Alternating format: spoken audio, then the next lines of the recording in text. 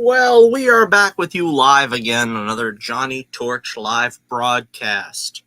Not sure what's going on here with the opening intros there. I have no idea if that took or not. I can only do what I can do here on my end, but if they showed up, great. If not, I don't know what to tell you. Here we are yet again in another hot, sticky summer day, and I am trapped in a room without a fan or air conditioner for your benefit. I don't want to foul up the sound here. I want to make sure that you guys can hear me. I think I've tried before to run the fan or the AC, and it kind of ruins the sound quality here of the microphone. So I am going to brave it yet again for hopefully what will be about a half hour where we go through all the wonderful set photos and images that were deluged before us in the past 48 hours. I don't think anything really has come out today, but over certainly the first day and then the second day, there was a couple of other things trickling in, and we've gotten a lot to talk about. We've been pretty much covering the James Gunn's Superman movie here on the Torch News Roundup. Torch News Roundup number 290 and our 253rd live broadcast today. So welcome in if you haven't joined us before. We talk a lot of great stuff here with pop culture and so forth. And we're going to be looking at the photos. That's about the only thing to discuss today. But of course, you know that I'm going to have to talk about briefly The Adventures of Bullets, Bourbon, Private Eye, because you know that is my pride and joy. That's my baby. This issue has just come out, and this is the final issue in the Man of Our Times arc. This is also the final issue in what we're calling Season 1 of The Adventures of Bullets, Bourbon, Private Eye. This is the culmination of the story where Pencil Neck returns. He's released from the asylum, and he's sort of trying to pretend he's turning over a new leaf. He's trying to take advantage of society, that he is a humanitarian, a reformed man. Bullets, of course, sees through it.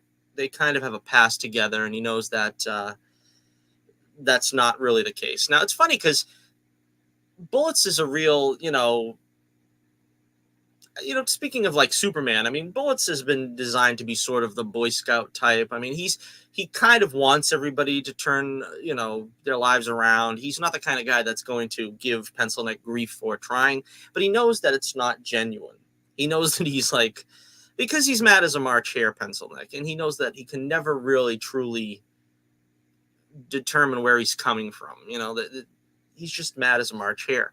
So it turns into a pretty interesting adventure. His friends all become pawns in a game where they're all set up into death traps with nursery rhyme shenanigans going on. So this one is ready to go. I finally got the books in.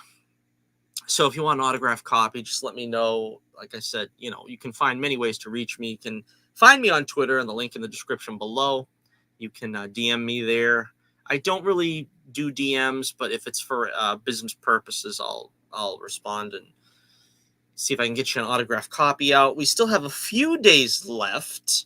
This sale is going to be over on Monday, where Global Comics, we have the bundles, all priced for your pleasure and satisfaction and benefit, where you can get the first whole season, and it will be for the cheapest price imaginable. It's obscene how cheap these prices are. I'm not even going to mention them, but you can get our 3-act story arcs for $7.77 each for the 3 issues in each arc, or going back to the first 3 stories, which are trades.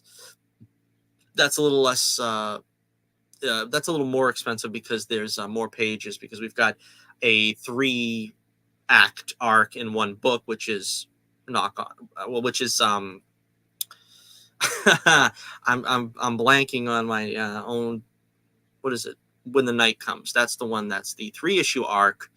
And Knock on Wood, of course, is a 2-issue arc, and the first issue would be in that bundle as well. But this is only going to be good for the rest of the month, which means Monday, July 1st, all these prices go away and possibly never to return. So you want to take advantage of those savings now while you can. You will honestly not regret it because, as I always say, this Bullets Bourbon is the culmination of my life's work. And this is a full season in now. We've got everything that I've written up to now in one bundle for you, in one convenient bundle. And it's just going to be the most entertaining thing you've ever experienced. Make sure you let me know. If you check out the books, let me know. And I'll be happy to entertain whatever comments you have. As always, as we've seen in the last video, I read all the comments I get on YouTube in the subsequent broadcasts. Next video, be it live or recorded, is going to be my 500th video, and I've been looking forward to this for a long time. What should that video be? If you have any suggestions on that, now, it could be I make this video tomorrow. It could be I make this video 3 weeks from now. I don't know. So you may have time if you're watching this video anytime between now and the next video I put out. Let me know what you think we should do to celebrate the 500th video. Possibly something has to do with Bullets Bourbon. We did a show strictly on the book about 2 episodes ago. So maybe it's time again. Maybe we'll do a whole series overview. And before we go any further, make sure you like, share, and subscribe. Do all those great things. And again, check out the Adventures of Bullets Bourbon Private Eye. I really like to hear what you guys have to say about it. And like I said, the sale is going on right now. You can get all the bundles. Very inexpensive. And like I said, if you like what I do with the show, if you like watching the show, if you like the broadcast, whether it's we're talking about Bullets Bourbon or we're talking about Superman or we're talking about whatever else is going on in sort of the pop culture realm, you know, just pick up a book. That's a great way to say thank you. That's a great way to help fund the channel, to make sure that I'm still able to afford electricity. You know, I'm going to keep the YouTube show going as long as I possibly can. But I mean, if things take a bad turn, you know, there's always the possibility you won't see me here again. So if you want to keep the lights on, a great way to do that is to head on over to Global Comics or check the link in my description below. You could order a book there on my website. Keep the electricity on, keep some macaroni and cheese on the table, and I will be very grateful. And like I said, if you take advantage of the sales now, you're only doing yourself a tremendous favor. And of course, if you want an autographed copy, I'll be happy to facilitate that for you. But yeah, please try to help out the channel in any way you can. I would be most grateful. All right, so let us go on to the business at hand. Of course, we have to take about 10 minutes to talk Bullets Bourbon, talk shop, as they say. A lot of guys do that, and I always fast forward past it. So if you've done that, all right, I won't hold it against you because I've done that myself in the past. Okay. I know why you're here, and we're going to enjoy this together, hopefully, because a lot of people are still squawking about this costume. I love the costume, the Superman costume. This is probably the best all-purpose shot you could see of the costume. Up close, front and center. This is a lot better look than we had with the sneak peek or whatever they're calling that official release picture.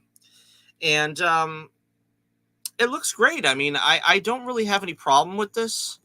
I can't do 2 things at once. I'm trying to find up the cast. So give me a second while I look at this. All right. I'm trying to pronounce this kid's name, David Cornsweet.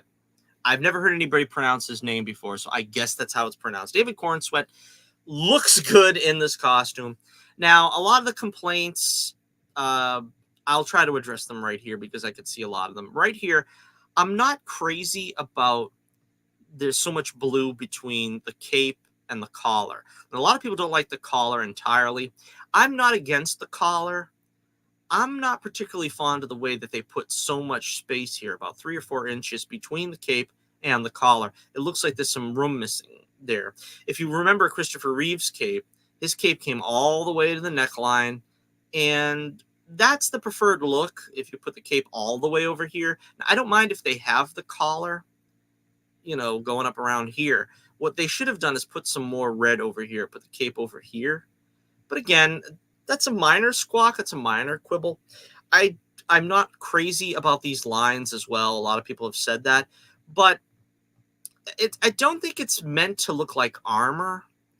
Some people are trying to say it's kind of meant to be textured like armor or something. I think it's just they're trying to give it some lines. They're trying to give it some character so that it doesn't just look like, a spandex, which again, I don't think the public would hate the spandex look. A lot of people like the original Christopher Reeve version. A lot of people don't want it, gussied up and looking like, a lot of people like the Ma Kent origin, where she basically just took some blankets from the ship and turned it into yarn and made the suit. I would be happy if they went with that. I don't know if they will, but again, this doesn't really betray that kind of idea.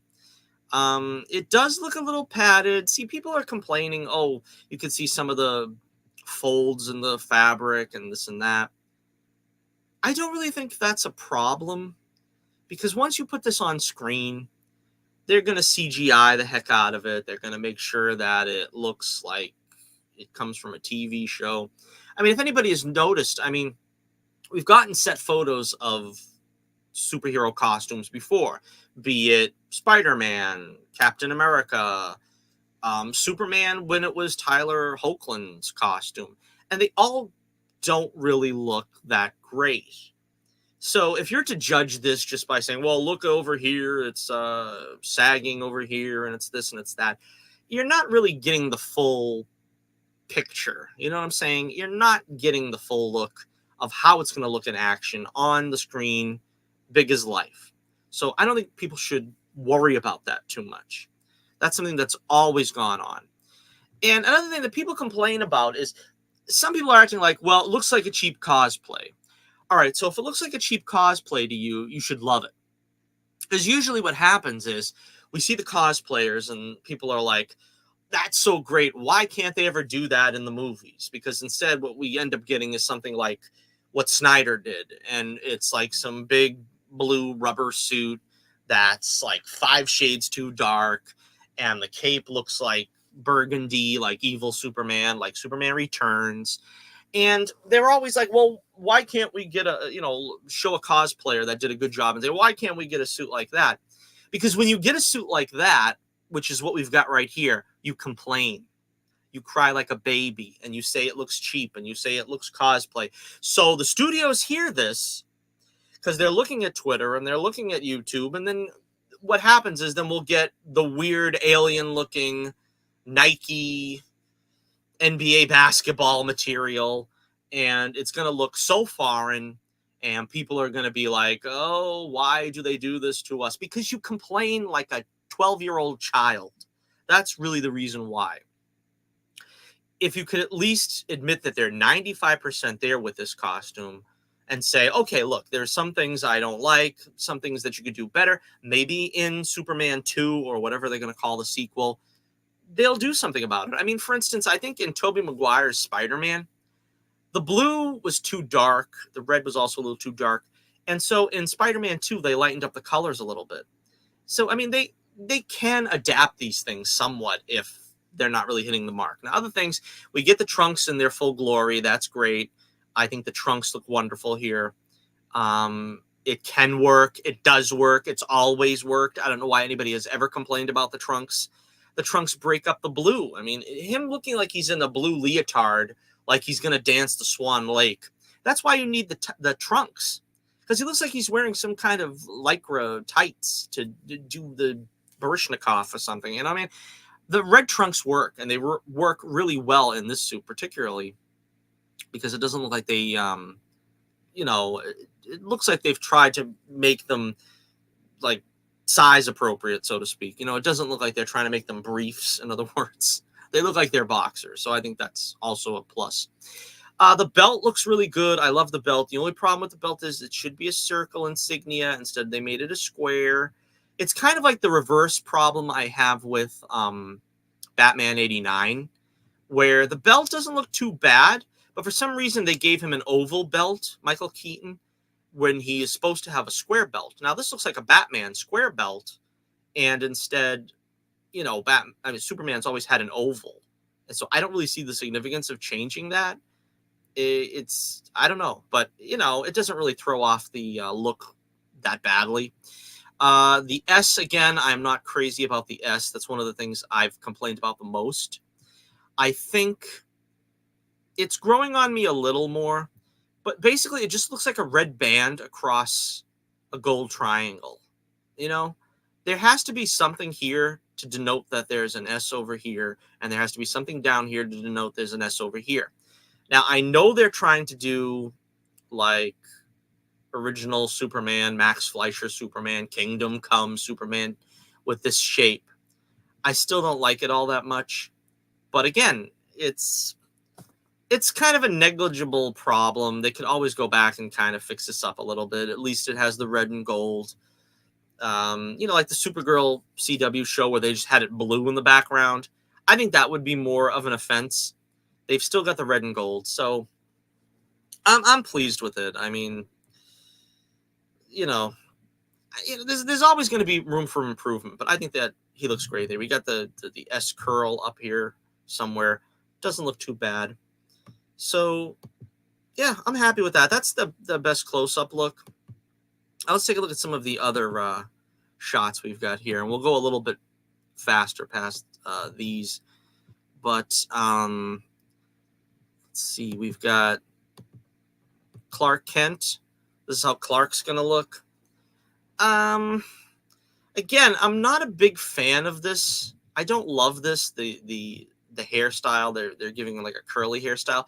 Now, I think it could be worse, because I really hated what they did with Bruce Wayne in The Batman, where he has I've affectionately dubbed it the Fredo Corleone. If you watch my Batman review video of that movie, you'll get what I say there about that. But this just looks to me like what they're trying to do is add another layer of, why doesn't people realize he's Superman with glasses? Because he's just parting his hair a different way. I don't know why we still have these people in 2024, because Superman's been around for like 80 years. And like, quite honestly, if you can't get in on the joke now, I don't know what it's going to take to get you there. You know what I mean?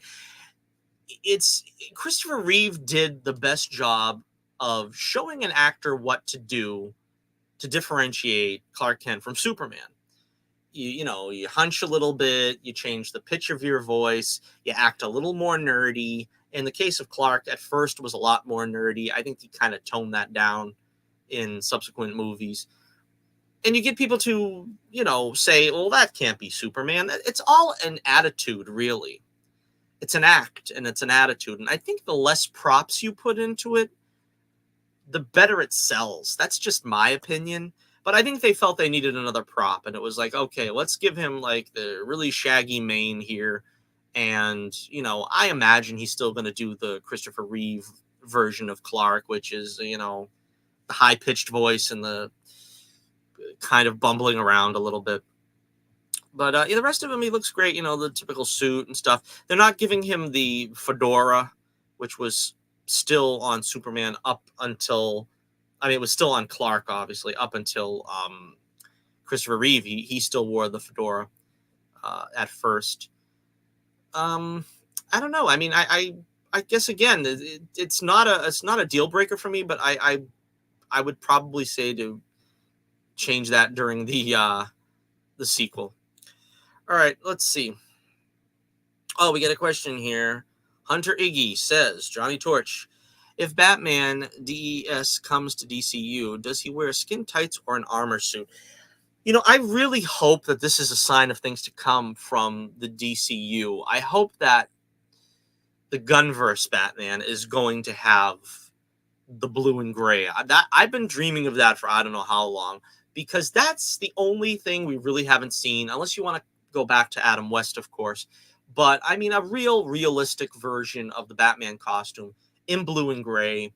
I think Gunn would be the guy to do it. The only thing that concerns me is James Gunn isn't going to direct the Batman movie. I think it's called Brave and the Bold.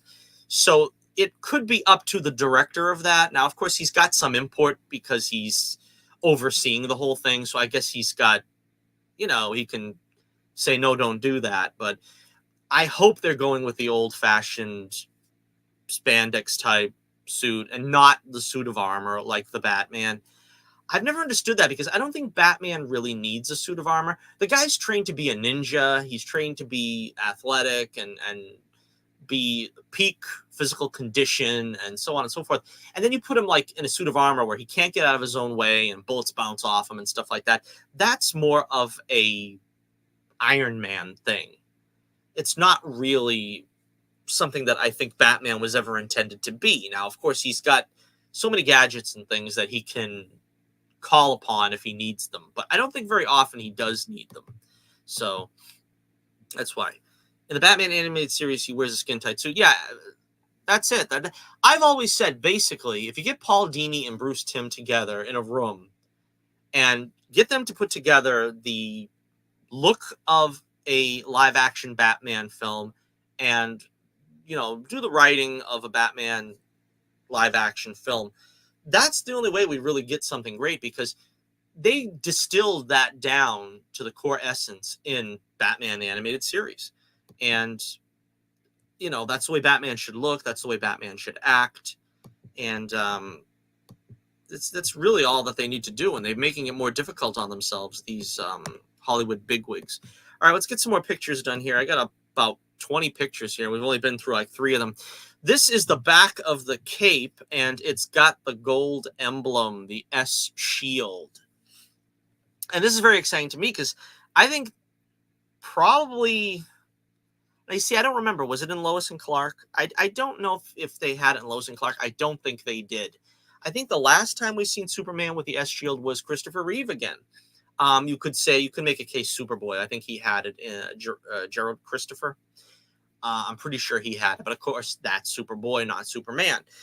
So the last Superman to have this, I think, was Christopher Reeve in live action, and it looks great. The cape looks great. It's very regal looking. I've always said Superman is the king of superheroes. He's meant to look regal. The royal blue, the long red cape. It just is perfect. It's great right here. And of course, we get a shot from the back here and we're going to get a picture of him up close. Don't worry. Of Mr. Terrific, Fair Play, Terrific. He looks good. The costume looks great. I'm not an authority on Mr. Terrific. I have, seen him like 2 or 3 times in the comics. I don't really have a lot of comics involving him, but he, that's the costume. He looks great. This is part of the story. Now, I'm not looking at any spoilers. I'm not really concerned, I guess, if it gets spoiled on me. I know there's some spoilers going around. Maybe we'll talk about them eventually. I haven't looked at them yet. But obviously, there's some kind of mystery that these guys are looking into. It has something to do with this statue. I'm not sure what. Dr. Jones, what you look at? That's what. That's the first thing I thought of there. Let's see. We've got some of the other cast members. Also, we have, let's see, this is Cat Grant here in the middle. This is the actress. Now, see, I saw the actress with dark hair, and I did get a little concerned. I was like, oh, they're just going to do the whole thing where, the actor's going to look like with the character's going to look like what the actor looks like. But they did put the blonde wig on her. And Cat Grant is supposed to be sort of, well, if you've seen the Supergirl TV show, you kind of get the idea what word I want to use, but I don't use that kind of language here, particularly on the broadcast. We've got Ron Troop here, I believe. Oh no, this one's Ron Troop. I'm getting confused. Yeah, Ron Troop is over here. This is Steve Lombard. Steve Lombard, I think, is the sports guy at the Daily Planet, and he's always played for laughs. He's reminds me of, like, remember Superman 3 where that guy was Brad was always like coming down on Clark and giving him a hard time. That's kind of what Steve Lombard is. And Ron Troop, I think, is sort of like the, he's like the prototypical reporter, that you can trust. He's the good guy of the Daily Planet reporters, besides Clark and Lois, of course. All right, let's see. Let's see. This is the other part of the Daily Planet cast we've got here. Lois Lane. We're going to talk about her in a minute, so don't get too excited yet because we're really going to talk about her. We've got Perry White again. I'm not crazy about race-changing characters, but they got the stogie. They got the cigar. You know that the MCU wouldn't do that. The MCU ain't going to play that. So props to James Gunn. He gave him the stogie. And again, it's nothing to do with, I'm not going to launch into the whole thing about why I hate race-changing. I'm sure everybody's heard it by now 1,000 times. But it's like, I feel like it's a disservice to the character when they've looked a certain way for so many years. And Perry White goes back 80 years, roughly. He should look the way he looks in the comics for 80 years. There's no excuse why you can't find a talented white actor that could do the job the same way that this actor is doing. Maybe he'll do a good job. I imagine he's a professional actor. He's going to do a good job. But it's still not going to be the same, even though we've got 99% of the cast looking like their compatriots, their comic book counterparts, so to speak. It's never going to look completely the same if you change Perry White. Jimmy Olsen, I'm a little disappointed that I thought he was going to be a little more of a ginger. His hair is like dark enough that's blending into the background. And I'm like, I really wish those, I know they're going with his natural hair color. I just wish they would have brought some highlights out or something. Put a little, I don't know what they use. I don't use product like that, but I'm sure there's a little something they could put in there to bring out those highlights. Also wish he was wearing the bow tie, but this could possibly be, I think this is at least it's being speculated that this was an airplane crash. And that's kind of a running gag with the Superman films, that Superman's always got to rescue some kind of airplane, helicopter, something like that. And apparently in this movie, it's going to be an airplane with the Daily Planet staff. And maybe that's the reason why he's kind of looking more casual, I guess, here. But I would like to see the bow tie at a certain point. And but he looks great, Jimmy Olsen. I'm glad they got, a Jimmy Olsen that looks like Jimmy Olsen. We've got, let's see. Let's talk about him for a second here. We've got Mr. Terrific. Again, he's got the mask on, looks great. Now, I'm not sure if this is entirely supposed to be, because I'm not that familiar with the character. Is it supposed to be entirely face paint?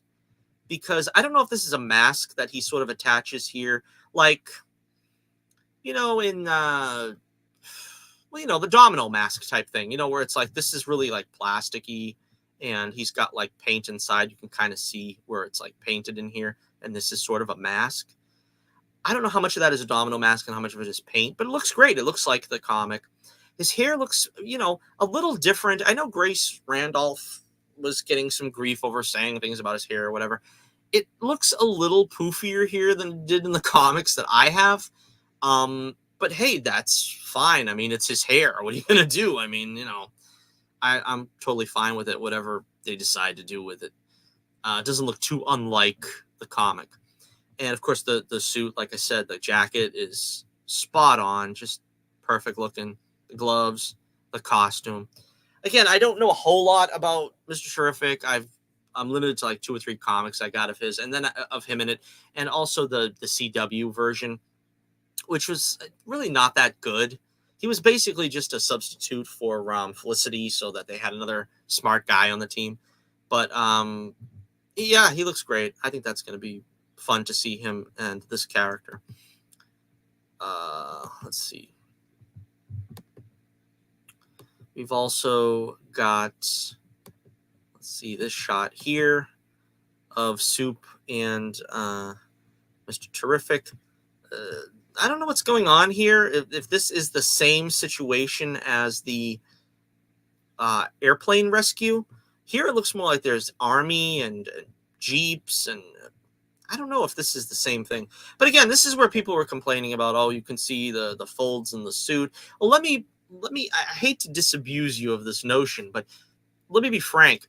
All these guys that wear these suits, I mean, at least in the modern era, they've got padding. Let's be totally honest. I mean, I know Reeve didn't, and there are certain things like, for instance, I mean, Hugh Jackman basically goes shirtless in every scene, and so it's like, I don't know to what extent they're going to make him go shirtless. Maybe he's, I mean, I'm sure he's getting ripped for the role, but these things are always padded. So when they're standing in a certain way, and you see that there's padding and this and that, it's like that for everybody. I mean, I'm sure even Henry Cavill, and I know that the Snyder fanatics have gone crazy over this, and they can't really cotton to the idea of the Snyderverse being over. But finally, it's over, and those of us who didn't like the Snyderverse are glad. We're rejoicing that we're actually getting what we want here for a change. I want to show quick Lex Luthor. We've got Luthor here. They've got a hood over his head here. I think there's another image. I'm not sure if I've got it in my repertoire. I think I've got it. I'll show it in a second. But he looks like he's banged up, and I'm guessing he's on that airplane that Superman just saved. I'm guessing from the look of it, he looks like he's going to be a legit member of society in this one. As I was saying in the other video I did, I would like for him to sort of still be the mad scientist and like the mad tinker, that he's creating mechanical men and, Bizarro and doing just these mad experiments. But he looks great. Like I said, he's got no beard and he's bald. From that aesthetic, from the visual standpoint, they've got Lex Luthor. I don't want to see any more bearded Lex Luthors. Thank you. I think we got enough of that on CW. Which, don't get me wrong, the actor I really liked the John Cryer version when they had him on CW, and the other guy is not bad either. That they got in Superman and Lois. Here's a better look here. We've got some scratches on his bald head. I'm guessing they're doing this just a sort of a vanity thing, because Lex is sort of vain, and they want to like bring him down a peg, and you would think the bald head would be enough for vanity purposes, but in this day and age where most guys shave their heads by the time they're 35, I guess that's what they're going for here. But again, I'm excited to see his take on Lex.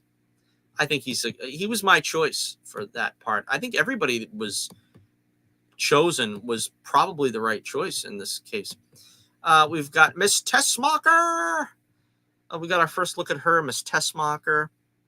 And again, I'm really excited to see that they brought out the blonde in her, because again, I don't think she's a natural blonde.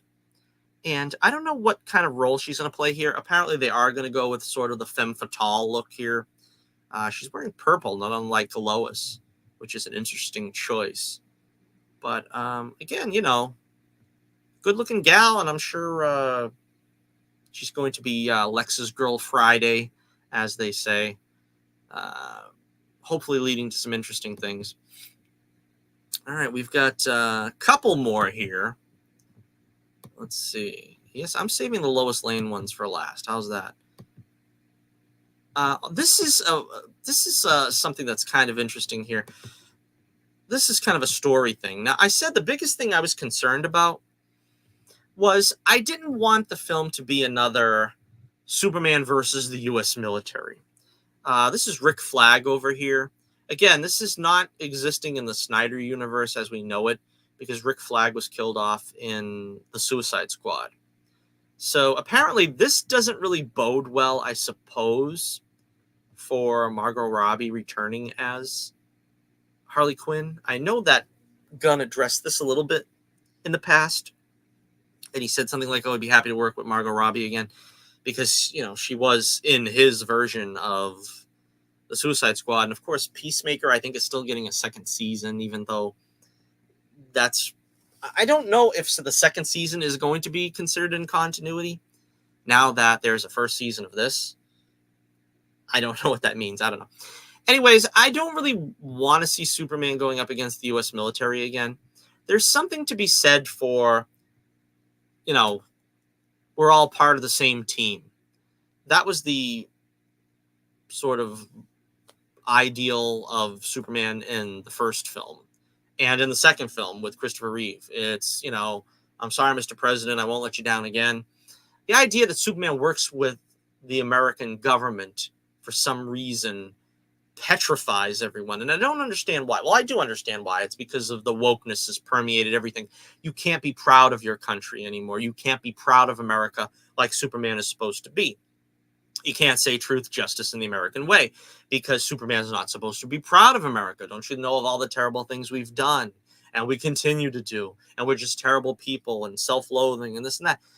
It's garbage. It's nonsense. We're supposed to be able to be proud of being Americans. We're supposed to be able to be proud of Superman being a great representative of America. And I don't like this scene of him being handcuffed. I don't like the U.S. government taking him in. That sort of emasculates Superman. I'm going to be quite honest with you right here. Now, Superman, if he ever was arrested, he would go quietly because he's beholden to the laws of the land and he doesn't want to be seen as being, a malevolent figure by any means. But I don't like the story putting him in this situation. Again, we've already gotten this with Snyder's Man of Steel. We've already seen Superman at odds with the government, with the army, and we already seen that in Superman and Lois, where he's constantly coming up against General Lane and this and that. I don't think we needed to see this again. Now, I don't know how big this kind of scenario is going to play out in Superman, but I really don't need to see this again. I don't really need to see Superman at odds with America. Superman is also not a character like Captain America. I think Captain America fits better. I mean, going back to things like the Winter Soldier, where it's like the government is out of step with America's ideals. And you could do that story, and I guess you could do that story here, but Captain America is the better recipient of that because he fought in the trenches in World War II. Superman is just a custodian of, what America is supposed to stand for. Captain America was already there during the time when those battles were being fought. And, his bones were forged, so to speak, in the cauldron of adversity. I don't think that kind of story works as good here with Superman, but maybe, and I think I've heard that they are trying to take some aspects of Superman versus the elite. What's so funny about True Justice in the American Way. I think they're trying to do that story, or at least elements of it. So it could be a good thing if it highlights why Superman is the way he is as an American patriot and, sort of our real life Uncle Sam, so to speak. This character here, I think, they're calling him Ultraman, which I guess he's another, I don't remember him. He's another superhero or something that's, I guess, allegedly as strong as Superman. This is another character. I am blanking on the name right now that I guess is supposedly from the comics. So we'll have to see how this plays out. Let's see. Hunter Iggy has another question. Are you going to watch Suicide Squad? Asaki is out now. I haven't looked into that. I don't even know what it is. That's a show? Is that a anime or something like that? I don't know. I just heard that name, that term today, and I didn't look into it, so I don't really know yet. So I don't know. Maybe. I'll have to know more about it. All right, let's see. We've got a couple more pictures here. Yes, it's an anime, Hunter says. All right, so yeah, I'll look into it, see what I think of it. But I don't know, depends on the situation. All right, so this is, I guess, the follow-up scene to that where this Ultraman guy is leading Superman into Metropolis City Hall. Again, I remember one of the problems they said that happened with Superman 3 was having Superman, being static. And it's kind of the same thing that I think you have a problem with Batman v Superman, Man of Steel. You have too many scenes of Superman addressing, a huge body of people and not being a man of action. I think people understand that's a bad thing for Batman, but it's also a bad thing for Superman Now, like with Batman, for instance, like Batman and Robin, where Batman and Robin are doing a fundraiser or something, and there's that, and people are like, "Oh, Batman wouldn't do that. He wouldn't hang around and just be." I think you have that problem as well with Superman. I think when you have Superman standing around and addressing people, it has to be very brief. He can't be just standing around and because there's lots of people that need to be saved. There's lots of things that he could be doing, and for him to look like he's just hanging around at a city meeting or something, it's got to be pretty important. It's got to be pretty profound, and I think also, you know, it's like boring from the point of view of the audience in some cases. But again, that costume looks great. The colors look great. Let's see. What are your thoughts on people calling Superman Diaper Man? I haven't heard that.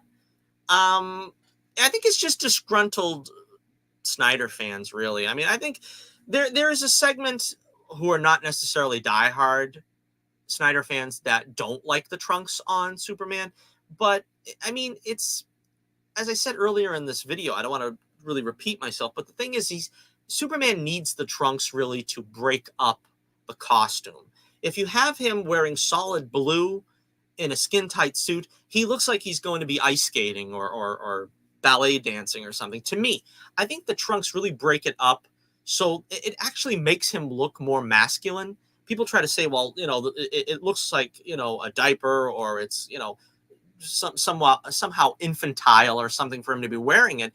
But I think it's really actually the opposite. I think it kind of makes him look less like he's, because spandex or tights or whatever you want to call it does, kind of give that kind of ice skating or ballet look.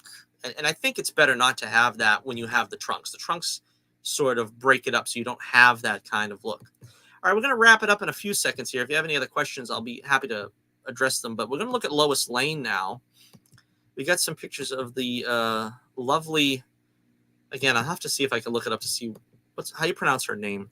Rachel Brosnahan. Rachel Brosnahan. And she's very, bright, happy, energetic looking lass. Very happy. This is, of course, not what she's wearing in the film. This is just her getting on the set.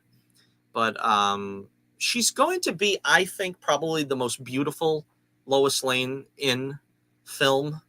I don't know if am I allowed to say that? Are you allowed to say a woman is beautiful? I don't know.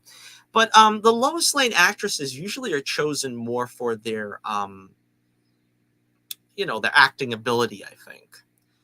Which is not to say that we have had unattractive Lois Lanes. I mean, Amy Adams, of course, is beautiful. I can't remember all the names of the actresses. The girl from Smallville, of course, was very attractive. But the problem is they both, I don't think, in my personal opinion, looked like Lois Lane. But Rachel has the dark hair, and she has sort of the gait, I guess, of Lois Lane. She carries herself that way very well. And that's why I think she's going to be very successful here. Let's see. You take a look at the costume. They got the purple on her, which is great. I was afraid they weren't going to do that. Now, the problem is they didn't do the jacket. They've got her in a sweater type thing here. I'm kind of disappointed in that for one thing. I like the business suit look. I like the idea that Lois is business. This kind of looks more like she just threw it on, kind of like what I was saying about Jimmy Olsen. I like her looking business. And of course, I'm disappointed in the pants. Of course, they have to have her wearing pants because you can't have her wearing a skirt. That might be, considered the male gaze and eye candy. And heaven knows, Superman could be, they'll have him shirtless. They'll have him wearing a skin-tight suit and whatever. But, Lois Lane has got to wear the dark pants because men are horrible, icky creatures that might notice if she's wearing a skirt that she actually has legs. But with that aside, like I said, this is a real good representation of Lois Lane from the comics and from the animated series, of course, which I think is arguably the best version of Lois Lane. I don't know if I would say that. I still think Margot Kidder is the best version of Lois Lane because they kind of were able to tap into that, romantic aspect of Lois Lane and Superman. Now, that's another thing we're going to talk about. I really hope they go with the Superman and Lois and not Superman and Clark. I've never been a fan of that Superman and Clark, and that they do that so early on. Everybody wants Lois to know from the jump. And the whole idea should be, at least, that Superman is... Lois is, like, awestruck on Superman. And that's kind of... I don't know if this is indicative of what they're doing in the movie, but I like the way she's got this expression here, seeing Superman. And Superman... Lois should be in love with Superman. Clark should be in love with Lois. And it's that eternal triangle that makes it so wonderful, because you have this is kind of what I think Schuster and Siegel were trying to do back then. It was like that, they always talk about how the feminization, the feminist outlook has really tampered with a lot of our, core franchises and this and that. Well, I think it's done its worst damage here, because the core male fantasy is that I'm really Clark Kent. I really want the beautiful girl to pay attention to me. She thinks I'm a goof. I got to play that up and try to make her laugh. That's the only way she'll tolerate me. But wouldn't it be great if I was the guy that was handsome and buff, and she really, her jaw drops when he comes in the room? And that's like something we've lost, because it's like, well, Lois, we can't portray her being that shallow. She has to really love the nerdy guy, because Superman is like too much machismo, and she can't be going after him, which in real life, that's kind of the way it goes, though. But we have to pretend otherwise. And that's really sad. It's a sad comment. And again, it's sort of that audience recognition that they can't tap into the audience, that's the way the audience kind of lives through the characters. Also, Lois has to know right off the bat, because what do you think? She's stupid. I mean, that's the conceit of the property, though. The conceit of the property is nobody can tell Superman is Clark Kent with the glasses on. You have to accept that basic premise. Now, like I said at the beginning, you could play with it. You can massage it a little bit. You can say, well, this is because of this. This is because of that. He's got the shaggier hairdo. Maybe, he slouches. You can put a lot more to that to not make it quite so obvious. Because like things like the George Reeves show, I think it was like a little too obvious on the nose that they weren't that different, Clark and Superman. So yeah, you want to make an effort. But the conceit of the show, or the franchise, or whatever you want to put it, is not that Lois is dumb. The conceit is that Superman is so good at putting on an act, and he has to put on an act in front of like his closest friends. This is why he acts more like this in front of Lois and Jimmy and Perry, because they're with him every day, Superman. And so if they see Clark, they would be able to... That's the reason why he's got to put on the act, because of this. And so it's not that we're trying to say Lois is a dummy and how could she not, or we have to make up some excuse why she's just pretending she doesn't know it's Clark. The idea is that Superman is that good. He's a strange visitor from another planet. He's got the talents, the skills. He can turn the world backwards in some incarnations. Why can't he be able to fool Lois and Jimmy and Perry with what we would consider a flimsy disguise? But again, that's my outlook on it. So I hope they're not going to do this, that Lois already knows, or she's going to find out within the first 15 minutes of the movie, and she's really in love with Clark because she knows Clark's the good guy, and Superman is... I mean, that's also another thing that I think Clark is the act in front of the Daily Planet crew and, most of Metropolis that knows him. Superman is sort of the idealized version of himself that he knows he has to kind of put on the complete Boy Scout look. And then there's the third part, which is the Smallville Clark, which is sort of, in the versions where Ma and Pa Kent are still alive, where he, he's at his most vulnerable, and he'll say, like, he has his self-doubts and whatever. But this is kind of like the same thing they got with Batman, where the foppish Bruce Wayne is the mask, and then I think the Batman is the persona that he puts on for the criminals, where he's like even more dark and vengeful. But there's the Alfred Bruce, I guess you could call it, where Alfred is the only one who knows the real Bruce, where he's not the village idiot like he portrays himself in front of people, and he's not completely a soulless creature of the night. And it's kind of like there's that same dichotomy with Superman. And anyway, I guess I'm carrying on. But let's take a look at, we got a couple more images here before we wrap up for the day. We've almost gone an hour. I didn't think we were going to be able to go that far. But of course, I'm very verbose when it comes to Superman and things that I like. This is another full image here. And, it looks good. They look good together, Superman and Lois. We got the fire department. We got the soldiers here. Maybe this was an attack. That might be why the soldiers are here. But again, at the end of the scene, apparently they arrest Superman. So that's what I mean. I don't really know what that means. Why he's getting arrested. I don't think anybody knows yet, but that's kind of the secret. All right, and one more image here we've got before we wrap it up. And this is what a lot of people were hoping for, a smiling Superman. Enough of the angsty and the broody and the, being Superman's so tough. Now, like I said, Superman's going to have those moments, but it shouldn't last for 90% of the movie. I mean, he has a couple of minutes, even in the Christopher Reeve films, where he's like, oh, why is this going down like this? I should have done this different or something, but it's not like we have a dour Man of Steel here. We've got a happy and, apparently proactive Superman, where he's going out and doing things, and it's not really, I hope they're not going to go the route of Snyder as well with sort of the hero worship and the idea of, you make Superman your idol and people are worshiping him. No, Christopher Reeve, and I've been watching a lot of Christopher Reeve interviews before these images even came out. And his basic outlook on Superman is the correct one. And that's why he was so successful, where he says, Superman is a friend.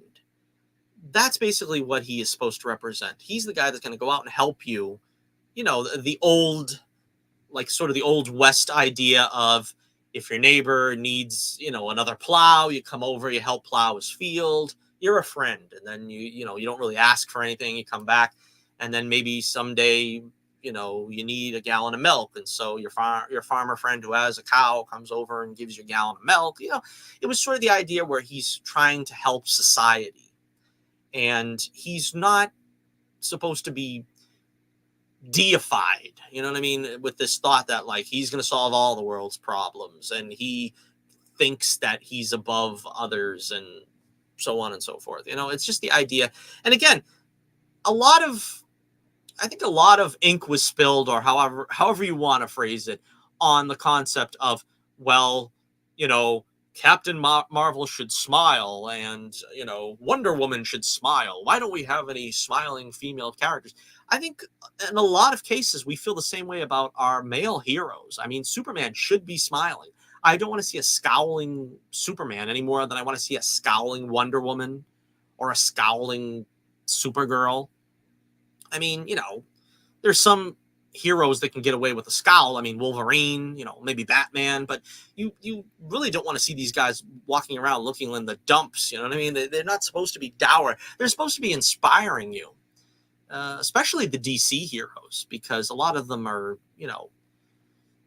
sort of, I call them the icons. The Marvel ones are sort of the tragic heroes, and the DC ones are the icons, the titans. They're the ones that were bestowed the gifts, and they make the most of them. It's kind of a little bit of a different flavor. All right, so let me know what you think in the comments below. Did you enjoy the show? Did you like the Superman costume, the better look we've got of it here? Do you like what you see of the cast? Lois Lane, Jimmy Olsen, Lex Luthor. I'm really excited about this movie. Again, I'm cautiously optimistic. I'm not putting all my chips on this one because, again, I'm typically not a fan of James Gunn. I'll be that frank. I mean, I liked the Scooby-Doo sequel. I think he did that one. I didn't like the first Scooby-Doo movie. I liked the first Guardians. I wasn't crazy about Guardians 2, and I think Guardians 3 was pretty good. Wasn't crazy about the Suicide Squad. It's kind of a crapshoot for me what James Gunn we're going to get in this. I think he's capable of a great Superman movie. Is that what we're going to get? I don't know. So, again, cautiously optimistic, and we'll have to see how that goes. So thank you, everybody, for tuning in. Please make sure you like, share, and subscribe. And again, of course, check out The Adventures of Bullets Bourbon Private Eye, the all-ages action-adventure extravaganza about a down-on-his-luck private eye who takes on the most colorful collection of villains imaginable in each and every action-packed issue.